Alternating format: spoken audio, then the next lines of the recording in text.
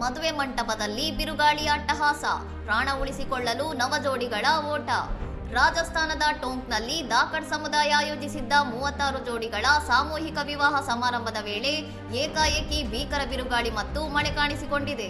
ಹೂವಿನ ಅಲಂಕಾರ ಹಾಗೂ ಸಾಂಪ್ರದಾಯಿಕ ಉಡುಗೆಯಲ್ಲಿ ಮಿಂಚುತ್ತಿದ್ದ ವಧುವರರು ಮತ್ತು ಅತಿಥಿಗಳು ಗಾಳಿಯ ವೇಗಕ್ಕೆ ಬೃಹತ್ ಟೆಂಟ್ಗಳು ಹಾರಿ ಹೋಗುವುದನ್ನು ಕಂಡು ಭಯಭೀತರಾಗಿ ಓಡಿದ್ದಾರೆ.